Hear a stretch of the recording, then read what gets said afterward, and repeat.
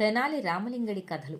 ఒకనాడు రాయలవారి రాజగురువు తాతాచార్యుల వారి భార్య తుంగభద్రలో పవిత్ర స్నానాలు ఆచరించడానికి వెళ్లారు. ఆ సమయంలో ఒక బ్రాహ్మణుడు తుంగభద్రలో స్నానం ఆచరించి పితృదేవతలకి జలతర్పణం ఇస్తున్నాడు. తాతాజీ వారి అర్ధాంగి ఆ బ్రాహ్మణుణ్ణి తక్షణం అక్కడి నుంచి వెళ్ళిపోమ్మని తన పరిచారికతో కబురు పంపింది. దానికి ఆ బ్రాహ్మణుడు తాను పితృతర్పణ కార్యం మధ్యలో ఉన్నానని అది పూర్తయ్యే వరకు వేచి ఉండమని బదులిచ్చాడు.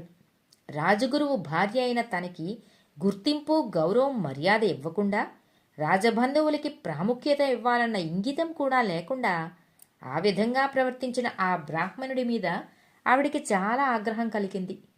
ఈలోగా ఆ బ్రాహ్మణుడు తన కార్యక్రమం ముగించుకొని వెళ్ళిపోయాడు. కాని అతడి మీద గురువిని గారి ఆగ్రహం చల్లారలేదు. ఇంటికి వెళ్ళాక తాతాజీ వారికి ఆ విషయం చెప్పి ఆ బ్రాహ్మణుడికి కఠిన శిక్ష వేయించకపోతే మీ సంగతి నేను చూస్తా అని బెదిరించింది. భార్యకి జడిసిన తాతాజీవారు దండనాయకుడికి చెప్పి ఆ బ్రాహ్మణుణ్ణి పట్టి సభకి ఈడ్చుకురమ్మని ఆదేశించారు. ఆ బ్రాహ్మణుడు తనకి సహాయం చేసే వారెవ్వరూ లేక రామకృష్ణుణ్ణి కలిసి మొరపెట్టుకున్నాడు తన బాధనంతా. రామకృష్ణుడు అతనికి అభయమిస్తూ, భటులు వస్తే వాళ్లతో పాటు రాజసభకి వెళ్ళు, మిగతా సంగతి నేను చూసుకుంటా అన్నాడు. అనంతరం రాజభటులు వచ్చి ఆ బ్రాహ్మణుడిని తీసుకువెళ్లి రాయలవారి సమక్షంలో నిలబెట్టారు. రాయలవారికే పూజనీయులైన రాజగురువు గారి పత్ని, అందున ఆడది, రాకరాక పవిత్ర స్నానానికి వస్తే ఆమెకి ప్రాముఖ్యత ఇవ్వకుండా అగౌరవపరచటం పెద్ద నేరం అని నిందితుడిని కఠినంగా శిక్షించాలని విన్నవించుకున్నాడు దండనాయకుడు. పితృతర్పణ కార్యం మధ్యలో ఆపటం శాస్త్రసమ్మతం కాదని, అందుకే తాను అది పూర్తయ్యే వరకు వేచి ఉండమని గురుపత్నిని కోరానే తప్ప తాను ఏ నేరం చెయ్యలేదని, ఎవర్నీ అవమానించలేదని వాపోయాడు ఆ బ్రాహ్మణుడు. సరిగ్గా అప్పుడే రామకృష్ణుడు సభలో అడుగుపెడుతూ, హతవిధి, ఇక్కడ ఆడామగా గోలేనా అన్నాడు. రాయలవారు విచిత్రంగా చూస్తూ, ఏం, ఇంకెక్కడైనా గొడవ జరిగిందా అని అడిగారు.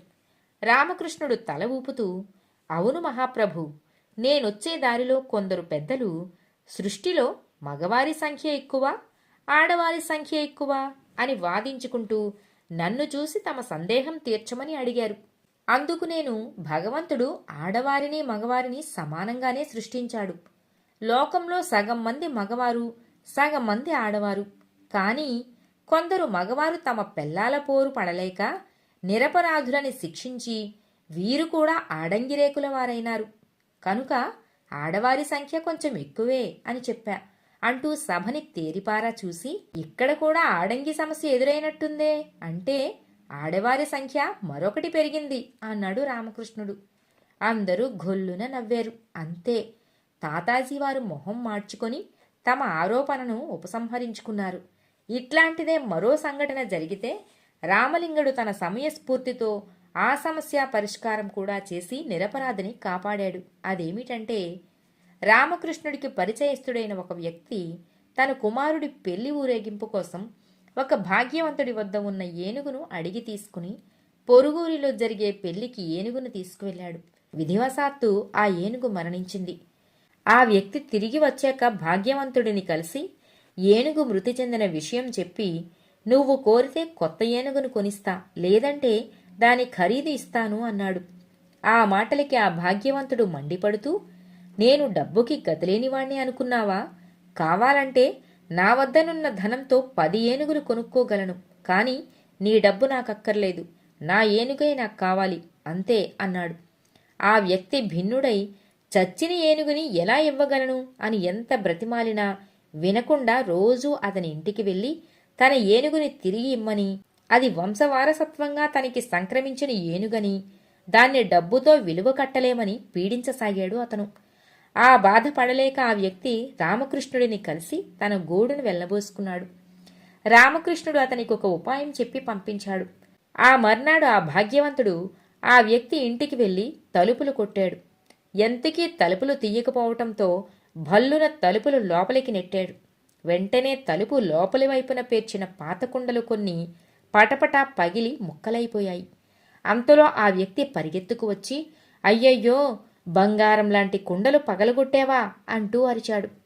భాగ్యవంతుడు నొచ్చుకుంటూ, పొరపాటే, చూసుకోలేదు, బాధపడకు, నీ కుండల వెల ఎంతో చెప్పు, డబ్బిచ్చేస్తాను అన్నాడు.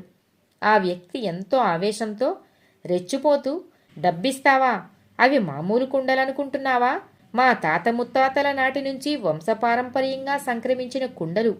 వాటి విలువ కట్టటం ఎవరితరం? నాకు నా కుండలే కావాలి, ఇస్తావా చస్తావా అంటూ నానా యాగి చేశాడు.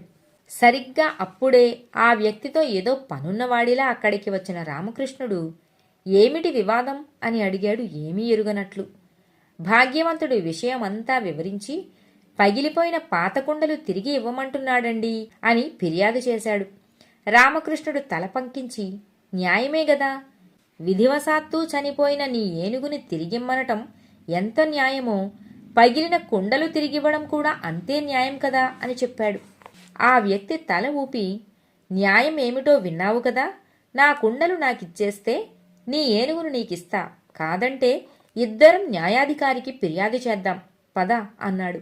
అది రామకృష్ణుడు వేసిన ఎత్తు అని, న్యాయస్థానానికి వెళ్ళినా తీర్పు అలాగే వస్తుందని గ్రహించిన ఆ భాగ్యవంతుడు, వద్దులే, రామకృష్ణుడి సాక్షిగా ఇద్దరం రాజీ పడదాం, నా ఏనుగు నువ్వు ఇవ్వనక్కర్లేదు, నీ కుండల్ని నేను ఇవ్వనక్కర్లేదు, రెండూ తిరిగి రావు కనుక చెల్లికు చెల్లు అన్నాడు. రామకృష్ణుడు నవ్వి, ఈ బుద్ధి ముందే నీకుంటే బావుండేది అంటూ ఆ వ్యక్తి చేత ఏనుగు వెలని భాగ్యవంతుడికి ఇప్పించాడు. కథ సమాప్తం.